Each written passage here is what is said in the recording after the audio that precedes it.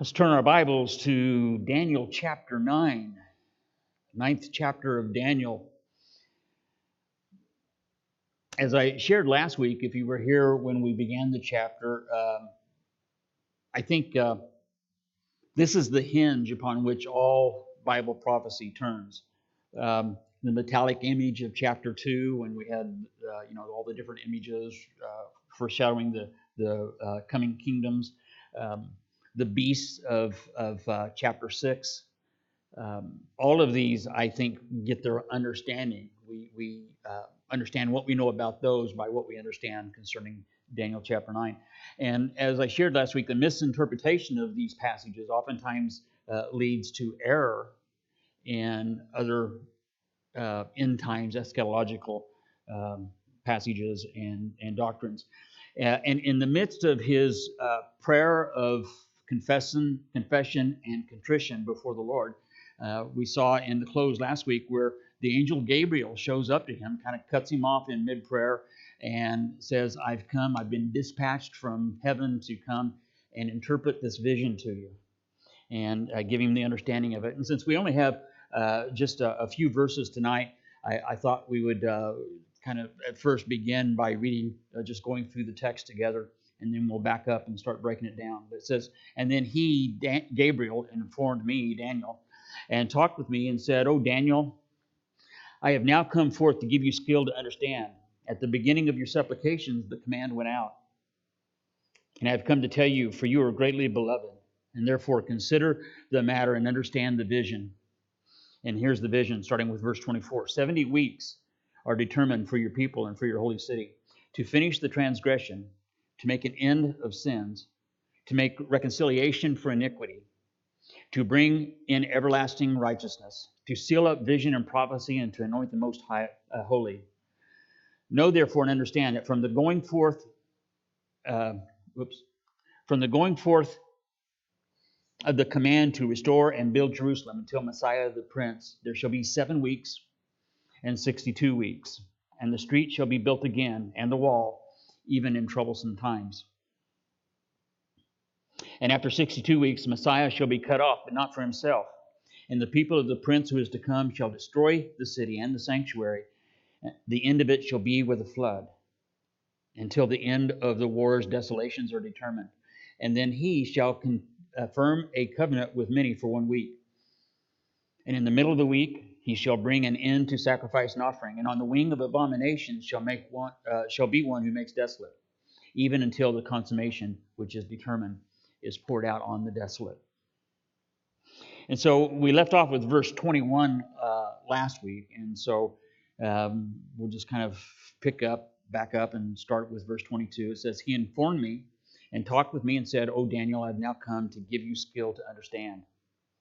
At the beginning of your supplications, the command went out, and I've come to tell you, for you are greatly beloved. Therefore, consider the matter and understand the vision. And these next four verses of 24 through 27, I think we're going to find some of the most profound and astounding prophecies that are contained in Scripture. He says, 70 weeks are determined for your people and for your holy city. Now, let me just ask a question. Upon whom and what are the 70 weeks determined? Who are they for? He tells us right here in verse 24. For your people, Daniel's people. Who were Daniel's people? The Jews. And for his holy city. What was the holy city? Jerusalem, right? And so we get the understanding before we ever start getting into the prophecy that these four verses are given for Daniel's people and for Daniel's holy city, the Jews and Jerusalem. And then follows 6 things which would be accomplished, realized during this determination. He says, first, to finish the transgression, to make an end of sins, to make reconciliation for iniquity, to bring in everlasting righteousness, to seal up vision and prophecy, and to anoint the most holy. The word weeks is the Hebrew word of shabuah, and it means group of 7. And we, to understand this, think in terms, why do they always translate it weeks then instead of years? Well, not every translation does that. But to understand it, we think if we say a dozen, we know that means a group of 12. And so if we have 2 dozen, that's 2 groups of 12. And we understand that's what the word dozen means. Well, the word Shabuah means a group of 7. And he's been considering, we saw earlier in the chapter, that Daniel was considering Jeremiah's prophecy that the Israelites would be in captivity for 70 years. That's kind of what he's been pondering on and meditating on when he began into his prayer. And, we think in terms of decades of years, right? We're in the second decade of the 21st century, and we're about to begin the third decade. And we think in those kind of terms. In the Hebrew mindset, they don't think in terms of decades, which means 10, a series of 10. They think in terms of a heptad, which would be a series of 7. And it seems kind of impractical to us, but that's kind of the way the whole law was arranged, and it was all in groups of 7. The NLT translates it as a period of 7 sets of 7. And that's a pretty easy way of understanding that. It's 70 weeks of years, or 70 sets of 7-year periods. And if we look at that, 70 times 7 would be a total of 490 years. Now, we're going to have a bunch of numbers. There's going to be a lot of dates, a lot of ciphering, a lot of cross-referencing. There's going to be a lot of that tonight, and so I don't want to go too fast. I'd kind of like to just, we'll kind of work our way through it. For some of you, it's going to be familiar territory. For others, you're going to, in just a short time, you're going to get that whole glazed over deer in the headlights kind of look, and don't check out. If that's you, if that's where you are, don't just check out and just think this is too much for me, I can't grab it. We're going to be looking at it kind of in a repetition. We're going to go over it 3 or 4 times. And I think that the repetition might help us to kind of grasp it more. Take notes if you'd like to. Don't think like it's something that you have to have down pat. If this is new to you automatically, I've been teaching this for many years, and I didn't grab it the first few times I looked at it. So we're going to see that this period of 70 sets of 7 are going to be divided into 3 parts. We're going to have 7 weeks, which would be 49 years. Then we're going to have 62 weeks, which would be 434 years. And then lastly, we're going to have 1 week, which is sometimes called Daniel's 70th week, which would be, of course, 7 years. And we're going to look at each one of these 3 divisions separately and then look at them all together. He says, "Know therefore and understand that from the going forth of the command," verse 25, "to restore and build Jerusalem until Messiah the Prince." So from the going forth of the command, rebuild Jerusalem until we see Jesus come on the scene, is going to be 7 weeks and 62 weeks, or a total of 69 weeks. "And the street shall be built again, and the wall, even in troublesome time." Now, remember, this prophecy is for the Jews, Daniel's people. It's not concerning the Gentiles. The Gentiles are not even mentioned per se in this passage. But it's something that he wants us to understand. He says that the word understand occurs repeatedly throughout this section, and he wants us to know and understand it. Now, from the going forth of the command or the decree to rebuild Jerusalem. So first order of business would be to identify that decree. And there were actually 4 different decrees that were given during this time period. The first one is in Ezra chapter 1, where Cyrus told them to go back and rebuild the temple. That was in 537. And then in Ezra chapter 6, there's a decree by Darius where he commands the temple work not to be hindered. This is in 519 BC. And then again in Ezra chapter 7, it's given by Artaxerxes, who is going to be the king who is part of our thinking tonight concerning the practices and the service of the temple. And that's in 458 BC. And then lastly, in the book of Nehemiah, chapter 2, we have Artaxerxes giving the command to go back and rebuild the city walls. Now, the first 3 of these commands or decrees were all concerning the temple, right? The temple's not in that. He says that this is determined upon your city and your people. And so it's not concerning the temple, it's specifically concerning the city itself. And only one of these 4 decrees has to do with the city, and that would be Nehemiah chapter 2. So this is the only one that's specifically for the city proper. The other 3 are toward the temple. So any correct understanding of which decree it would be, I think, would lead us to Nehemiah's command by Artaxerxes to go back and rebuild the city and the walls. And I just encourage you, if this is all new to you, I just encourage you to kind of hang in, and we'll have a time for questions afterwards. But I think it'll all start kind of fitting together if this is new for you. The first division is 7 7-year periods. That's the first division, or 49 years. The second division, or it comes from the command to rebuild the city until its completion. From the going forth of the command to rebuild the city shall be 7 7s. And that would be 49 years from 444 BC. We know when the command was given by Artaxerxes until 395 BC, when the city walls were completed and the town was kind of cleaned up, and they made it to where it was essentially inhabitable again. That took 49 years. The second division, or 62 7-year periods, will go from the completion of the city in 395 until the first advent, or we could say until the appearing of the Messiah, until the coming of the Messiah, which would be 434 years.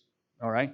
So if we take the first division of 49 years and add that with the second division of 434 years, we would end up with a number of 483 years. That's the first 2 divisions cover a period, because they're basically back to back. You got the first set of 7, 49 years, and then you got the next 62 weeks, 62 sets of 7, and you put those 2 together, and you end up with 483 years. Now, the Hebrew calendar, they didn't use the Gregorian calendar like we have today. They used a lunar calendar, which their year was 360 days instead of 365 and a quarter like what we have. And so we need to understand that as Daniel, and this was the Babylonians used the lunar calendar as well. So as Daniel is receiving this vision, those are the terms in which he would be thinking. And so if we take the lunar year of 360 days and then multiply that times the number of years of the 62 and the 69 sevens, we end up with 183,880 days. That's going to be on the test. Okay? So at the end, when I say how many days, you'll need to know 173,880.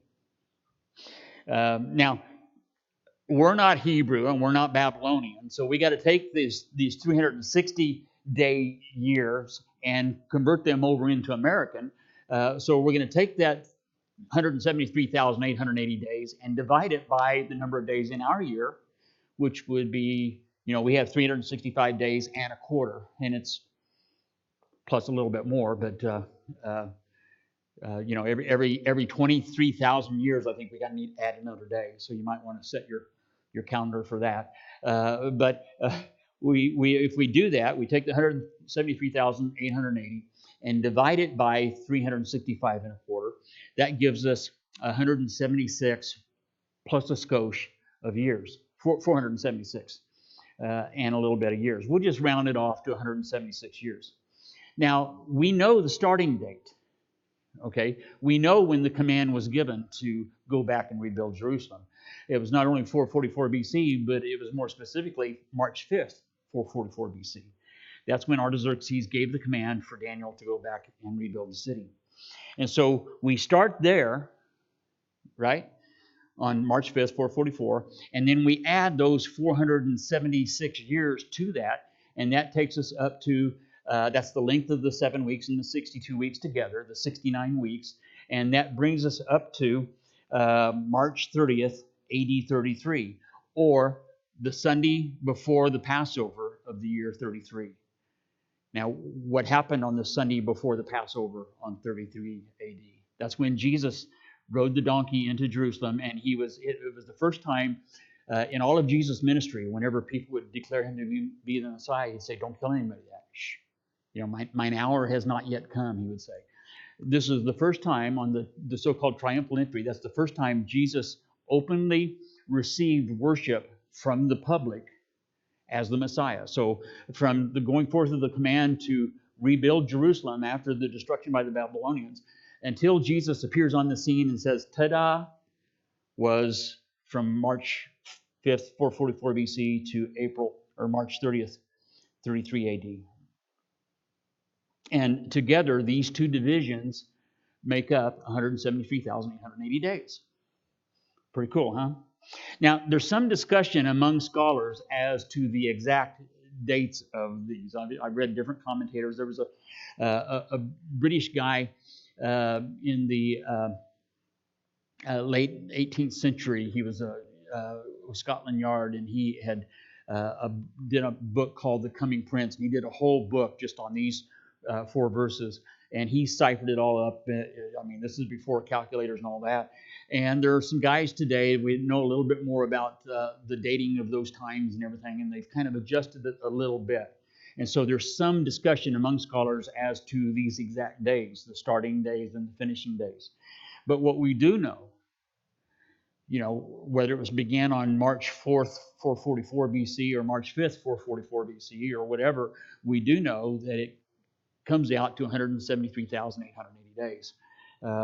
And I believe that when the precise dates are revealed, whether it be now or when we stand before the Lord, we'll see that the error has been on the part of man, not in the Scriptures. It's too close. I mean, it works out too well for it not to be what's going on here. And here's what we know for sure: the 69 weeks of Daniel begins with Artaxerxes' command to go back and rebuild the city. We know that. And then those 69 weeks culminate with the triumphal entry. And that prophecy is specific, and whatever the starting and stopping dates of them are, I believe that it'll always come out to 173,880 days, right? And then he says in verse 26, and after 62 weeks, Messiah shall be cut off, but not for himself. So if we look on a timeline, and I'm a timeline guy, I can kind of conceptualize things a little better. We go from Artaxerxes' decree until Jerusalem was rebuilt. That's the first set of 7 weeks, the 49 years. And then we go from there to the appearing of Jesus as the Messiah, the 62 weeks. Then that takes us to the triumphal entry of March 30th, AD 33. And it says in verse 26 that the Messiah is going to be cut off, but not for himself. So after this 173,880 days, he's going to be cut off. But he's going to say, Daniel tells us, Gabriel tells Daniel, more properly, that he's not cut off because of himself. He's cut off on behalf of us. He comes and takes our place in judgment. The people that were laying the palm branches at his feet and were declaring, Hosanna, blessed is he who comes in the name of the Lord, just a few days later would be crying out, crucify him, crucify him. And just as much as this prophecy of the 69 weeks was part of God's plan, so was the offering of Jesus to be cut off, but not of himself. All of this was part of how God was going to bring about the plan of redemption for us. He died for you and he died for me. So we've had 7 weeks and 62 weeks, a total of 69 weeks, but there's 70 weeks that are determined for Daniel and his holy city. That's what verse 24 tells us, right? So we got 1 week left over. 1 7-year period has not been realized yet. Paul, writing to the church in Rome, he kind of has, as he goes through the first 8 chapters, he just does this whole tremendous panorama of salvation, from the beginning of the fact that all have sinned and fallen short of the glory of God, to the fact that God has given us his Spirit to enable us to accomplish walking in his will. And then when he starts in verse 1 of chapter 9, it's almost that he, like Paul, gets this the 3-chapter parenthetical digression, where he talks about the setting aside of Israel so that the Gentiles could be brought in. He talks about the natural olive branch being set aside so that the natural olive branch is Israel, so that the unnatural olive branch, which is the Gentiles, could be grafted in. And at the end of this 3-chapter section, he says in verse 25 of chapter 11, "For I do not desire, brethren, that you should be ignorant of this mystery." So he's talking to a Gentile church in Rome. And as he spends 3 chapters talking about God's plan for the Israelites, how he's temporarily set them aside so that the Gentiles could be brought in, and then he concludes it by saying, "But I don't want you to be ignorant about this. I want you to understand, even though God has done this for the Jews, I want you to understand it. I don't want you to be ignorant of this mystery, lest you should be wise in your own opinion. For blindness in part has happened to Israel." And then he says at the end of verse 25, "Until the fullness of the Gentiles has come in." And so he says there is going to be a time where there is the fullness of the Gentiles. You know, from the time of Messiah being cut off, there is a period, it's kind of like, okay, that begins the times of the Gentiles where God has set aside Israel because of their rejection of Jesus. And in that setting aside, he turned his attention toward you and I, the Gentiles.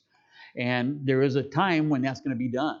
It's going to be the fullness of the Gentiles has come in. All the Gentiles that are going to get saved in the church age, you know, that's just kind of a Bibleese way of saying the church age will end. And when that fullness of the Gentiles has come in, then God will once again turn his attention back to the Jews. And the people of the prince who is to come, and this isn't Jesus, okay? That's not the prince that he's talking about. He's changing his subject now because this is the Antichrist, because he says the people of the prince who is to come shall destroy the city and the sanctuary. And of course, Jesus nor his people ever did that. And so the city and the temple will be destroyed, and the end of it shall be with the flood. Until the end of the war, desolations are determined. So Daniel continues to explain to us that, okay, there is this time period when God is working with the Gentiles. Paul calls it the times of the Gentiles. But when that's done, then he will once again focus on the Israelites. And the word war there in verse 26, it shall be the end of at the end of the war, desolations are determined. That word literally is warring or warrings. It's talking about at the end of all of the wars that Israel is going to go through. At the end of all the warrings, desolations are determined. From the time that the nation of Israel reestablished themselves in the land back in 1947, they have not had a moment of peace. The nation was established in war, and they have been in conflict ever since then. They are very war weary. I've had the opportunity to go there several times and speak to many Israelis, and it's understandable why they are so willing to go to the negotiating table with the Palestinians and try to somehow negotiate a peace. It's understandable because they would like the war to be done. They're tired of the warring. And Benjamin Netanyahu, the former prime minister, said, if the Arabs put down their weapons today, there would be no more violence. But if the Jews put down their weapons today, there would be no more Israel. You know, they have literally, for the last many decades, been fighting for their very existence. And it's a continual warring. It's not just one war after another. It's just a continual conflict for existence that they have. Not only with the Palestinians, they have been fighting not only those within the boundaries of Israel, but all of the other Arab nations around them on a number of occasions. And it says in verse 27, and he, this prince who is to come, says that he will confirm a covenant with many for a period of 1 week, or for 1 7-year period. Here we get in Daniel 9:27 brings in what we call Daniel's 70th week. We've looked at the first 69, and those are pretty well covered from the time that Nehemiah left Persia to come back and start rebuilding the city walls until Jesus appeared on the scene in the triumphal entry. That's the first 69 weeks. And now Daniel turns his attention to the 70th week. Now, why is it that this period known as the time of the Gentiles is not mentioned here? And the answer is because the church age, the times of the Gentiles, is hidden from the Old Testament prophets.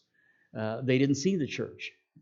They didn't understand that there would be a time when God would set the Jews aside and then deal primarily with the Gentiles. And so it's not part of Daniel's prophecy because it's not concerning the Gentiles. The prophecy is for Daniel's people and for his holy city. And so this covenant that the Antichrist will make, he confirms this covenant with the Israelites for a period of 7 years. And presumably, and this is a presumption, but I think it fits with the understanding of what the Bible has to say about this time period. It's presumably a covenant or a treaty, if you will, for the allowing of the rebuilding of the temple on the Temple Mount. Ezekiel 38 and 39, very tremendous prophecy of the Old Testament. And Ezekiel sees this vision where Russia will join with a consortium of 13 other nations surrounding Israel. You can see them here on the map. There's Ukraine, Bulgaria, Romania, Georgia, Turkey, Armenia, Kazakhstan, Azerbaijan, Iran, Syria, Saudi Arabia, Libya, and Sudan. All of these countries will join with Russia in a concerted effort to try to wipe Israel off the map. Now, what do all of these other countries have in common? They're predominantly Muslim, right? All of these nations, some of them are virtually exclusively Muslim, but all of them are predominantly Islamic. And they're going to join with Russia. And most of the guys that watch the geopolitics of the world say it's not a matter of when, but if Russia will end up attacking Israel. But Ezekiel prophesies that when this happens, when these 14 nations join together to try to destroy Israel, God will intervene, and he'll basically make all of their bombs hit each other. They'll start fighting among themselves, and just like God did oftentimes when he intervened on Israel's behalf, the enemy ends up destroying itself. And the result of the Ezekiel 38 and 39 war, all of these guys are going to be joining themselves together to just come against this one little itsy-bitsy, teeny-tiny nation of Israel. And God's going to make all of their bombs fall on themselves. And the result is that the vast majority of the Islamic world is going to be decimated. Right? I mean, it's a quarter of the world's population now, and it's not going to be that way after this Ezekiel 38 and 39 situation. So keep that in mind. So in just one fell swoop, God deals with the majority of Israel's enemies and the Muslims that want to see Israel eradicated. In John's vision of the end, the book of Revelation, in Revelation chapter 11, angel appears to John, and it says, I was given a reed like a measuring rod, and the angel stood, saying, rise and measure the temple of God, the altar, and those who worship there. But leave out the court which is outside the temple, and do not measure it, for it's been given to the Gentiles. So this angel tells to John, I want you to rise up, take a yardstick, it was a measuring rod of a certain length, and measure the entire perimeter of the temple. But don't do the outer court. Leave the outer court out of the Siphon, because that's been given over to the Gentiles. Now, there's a couple things about this command of the angel to Daniel, or to John. When John received the vision, there was no temple.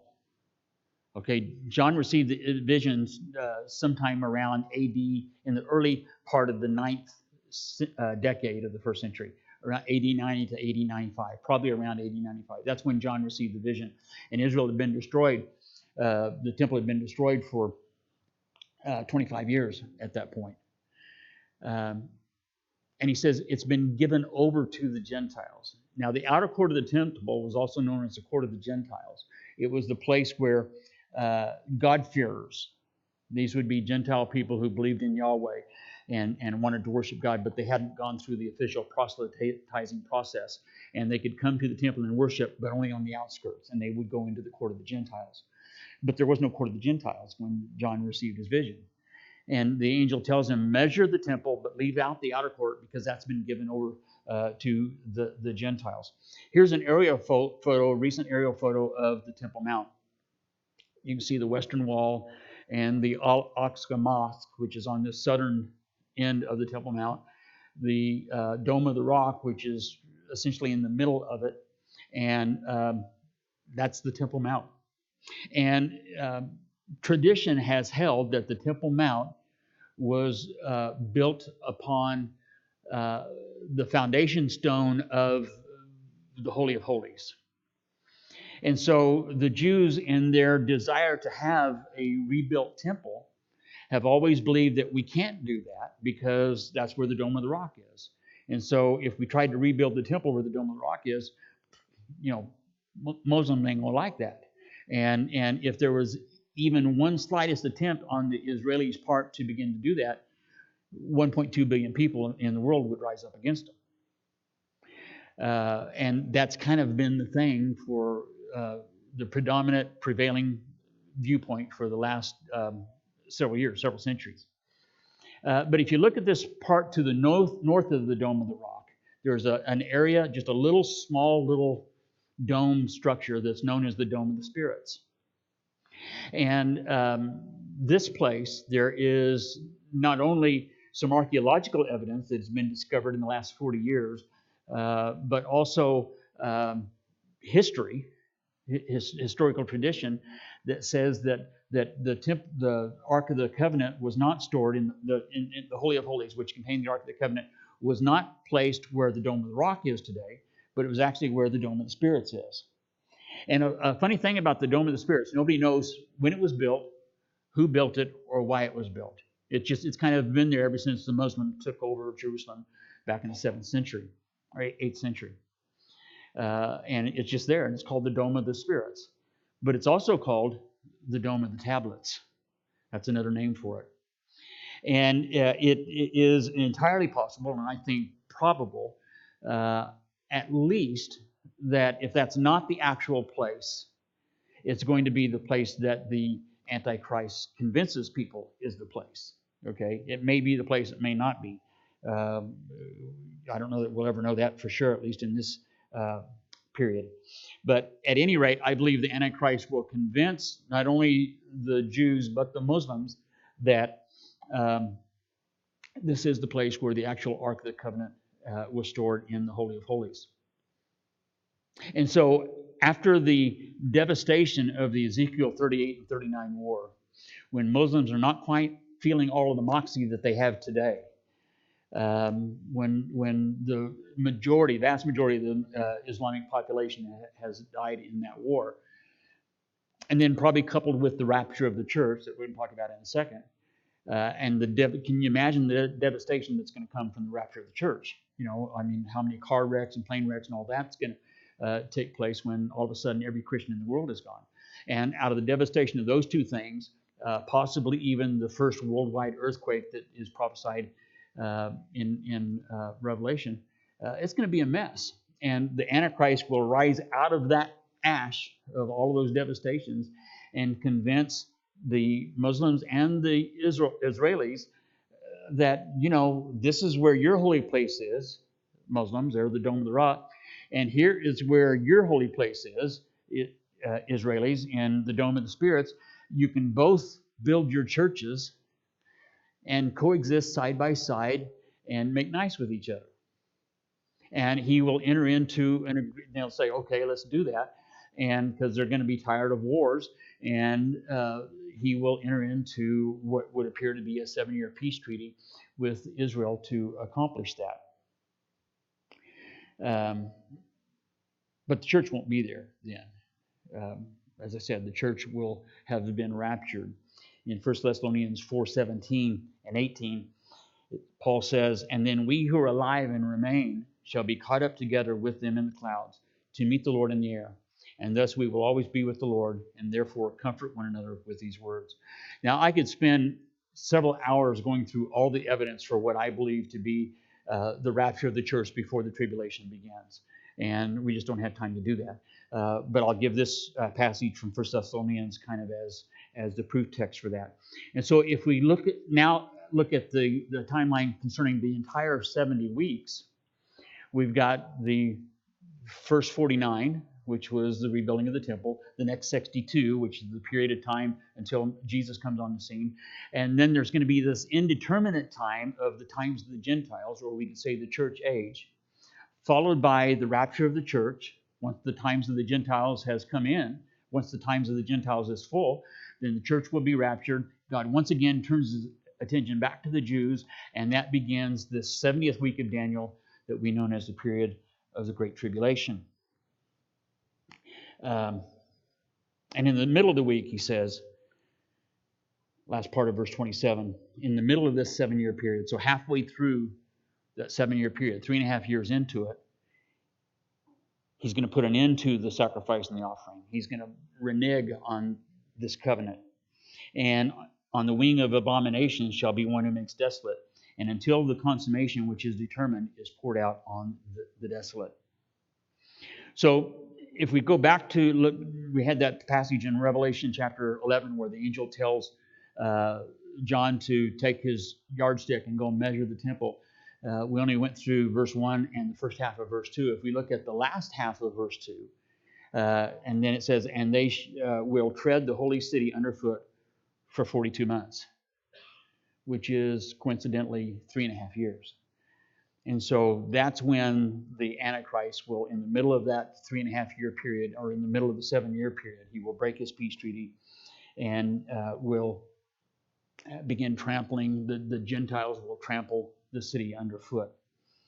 Out of the catastrophe of the rapture and the Ezekiel wars and whatever other things would be part of the time period, he will rise and have this apparent solution.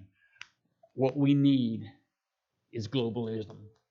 You know, we found out that we can't make it as individual nations because all we do is fight against each other and war over borders and water rights and all this sort of thing. So we just need to, all of us we're just going to hold hands around the world and make nice.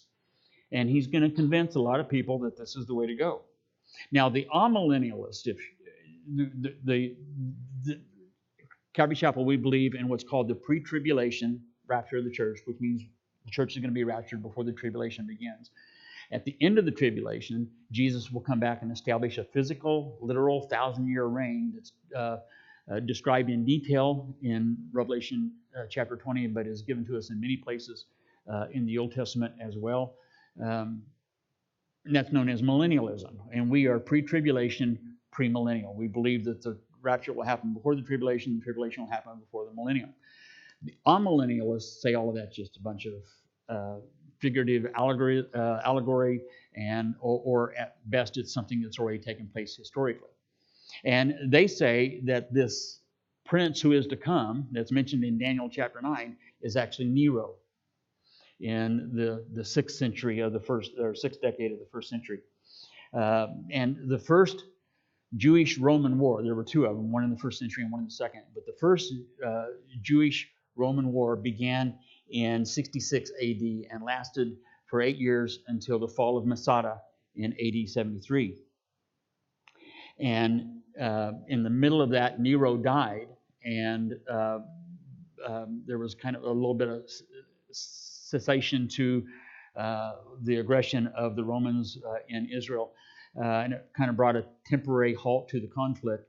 But then in 69, AD 69, the campaign was renewed once again under General Titus Vespasian, who became, he was the general who later became Caesar of the entire Roman Empire. And he laid siege to Jerusalem in August. It was a 5-month siege that he lay or 4-month siege that he started in August of AD 70. And they say that that's when all this took place. This was the fulfillment of Daniel chapter 9, was in AD 63 to 70, or 65 to 70. And they say that the word covenant, where he's confirmed this covenant with many for 1 week, they say that this means a covenant of war, that he will confirm a covenant of war with many for 1 week. Well, the word berit in Hebrew occurs a total of 484 times, 483, not counting this one, and every other 283 times that we see the word berit in the Old Testament, it means covenant. It's an agreement. It's a pact between two people. It doesn't have anything to do with conflict or wars. And we have no reason to interpret that that way here. It's never understood in that kind of light. And so Matthew 24, Jesus in the Olivet Discourse, verse 15 of Matthew 24, he says, therefore, when you see the abomination of desolation, which is spoken of by the prophet Daniel, I wonder where that is. Well, it's in Daniel chapter 9. That's where it is. And when you see that abomination of desolation that Daniel prophesied, standing in the holy place, whoever reads, let him understand. And so what is this abomination that makes desolate that Daniel said? What is the abomination of desolation that Jesus was talking about? They say that it was fulfilled in Nero and Titus. Nero when he was the Caesar, even though he wasn't the Caesar when Jerusalem fell, and then Titus when he defeated Israel and became the Caesar. But Paul in 2 Thessalonians chapter 2 tells us, starting with verse 3 of 2 Thessalonians 2, let no one deceive you by any means, for that day will not come unless the falling away comes first, and the man of sin is revealed, the son of perdition, who opposes and exalts himself above all that is called God or that is worshipped, so that he sits as God in the temple of God, showing himself that he is God. Now, there is no time where either Titus Vespasian as a general or Nero as the emperor ever set themselves up in the temple and demanded that people worship them as God. The amillennialists will say that, well, when Jerusalem fell, the Romans erected an altar at the eastern gate of the Temple Mount and began burning sacrifices to Zeus. And that's the abomination of desolation. But that wasn't the temple. The temple was destroyed at that time. It was just the Temple Mount area. And so I don't think we can see that as the answer. And I think, I think from this, as I said, I've taught this many times before, and every time I do, the first few times when I first saw the numbers, the first time I read a commentary that kind of put all the numbers together and everything, I was like, wow, this is the Word of God. That's just so cool. But the next time, and the next time, and the next time, and every subsequent time that I've gone through it, it's been so much awe about how the numbers all fit together, as much as it is about, wow, we are in those days. I mean, this is the time, and we need to be ready. Many years ago, I was teaching in a Christian school. I was teaching their youth, the high school class, and they wanted to go verse by verse through the book of Revelation. So I did that, and we're going through it. And one day, one of the girls, I started talking about the rapture and how we're not going to be part of all the plagues of Revelation. And one of the girls raised her hand, and she goes, "I don't want the rapture to happen." And I said, why? And she goes, well, I want to get married, and I want to have some kids, and there's things that I want to do yet. And I said, do you understand what it's going to be like to be in the presence of Jesus for all eternity? And I think so many of us, we get so kind of glommed on to terra firma. We've got our mortgages, and we've got our car, and we've got all these sort of things that we like. We enjoy our widescreens, and we kind of get established here in this world. And I think one of the things that prophecy does is kind of pull us loose from that and get us excited about the days in which we do live. I don't think we should look at the last half of chapter 9 as the apex of Daniel also. I'll say this in conclusion. Don't think of this as the high point of the chapter or the book, as much as I would say let's look at it as the introduction to chapters 9, 10, or 10, 11, and 12. Because starting next week, he's going to get another vision, and he's going to see all of what he saw in these 4 verses expanded out. And, this is the 30,000-foot view of it. And what we're going to see over the next couple of weeks is going to be more of the from the drone view of just seeing it from a few feet off the ground. And that's going to be cool. Join with me in prayer. We thank you, Lord, for your prophetic word. We thank you for the days in which we live, and understand that the days are short, that the day is coming when it'll be dark and we can't work. And so we need to do what we can in the day. And so prepare us for that, God. May we never cease praying that prayer. And may we never cease desiring to have your Spirit come and make us ready for the great day that lies ahead. All of this we pray in your Son's precious and holy name. Amen.